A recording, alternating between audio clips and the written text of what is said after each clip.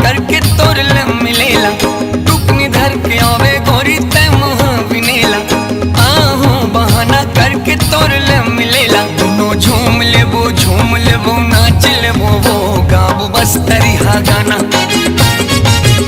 दोनों झूम लेबो नाच लेबो वो गाबो बस तरिहा गाना।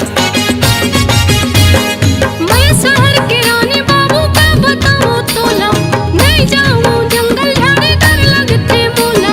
मैं शहर के रानी बाबू का बताऊं तोला नहीं जाऊं जंगल झाड़ी डर लगते मोला। मोला नहीं आवे रे तुम्हार बस तरिहा गाना। मोला नहीं आवे रे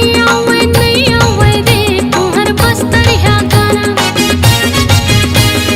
हल्दी गीत गावंदे रीनो संग नचावंदे काके मोटे गीत संगे दीवानी बनावंदे। हल्दी गीत गावंदे रीनो संग नचावंदे काके मोटे गीत संगे दीवानी बनावंदे।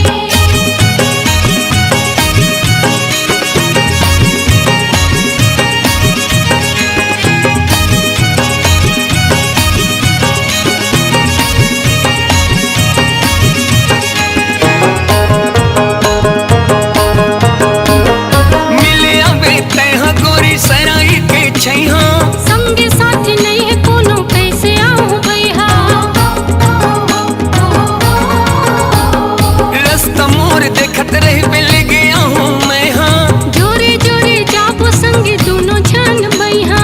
ओकरा पाखी खोच लेबे हो पामा तैहा सादा धोती ते पहन बे लाली लुगरा मैं हाँ। झूम लेबो नाच लेबो वो गाबो बस तरिहा गाना।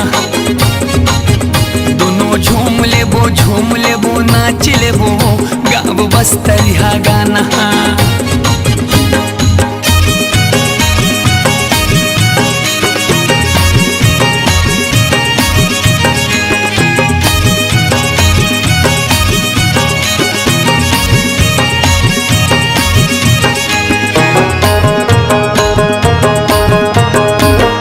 मैं गरीब बस तरिहा तै शहर के रानी तोर मोर बन जाहे माया के कहानी।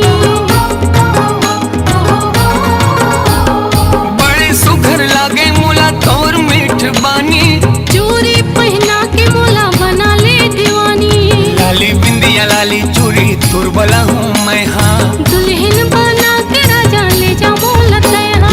झूम लेबो नाच लेबो वो गाबो बस तरिहा गाना। दोनों झूम लेबो नाच लेबो जी गा के बस तरिहा गाना। दोनों झूम लेबो नाच लेबो वो गाबो बस तरिहा गाना।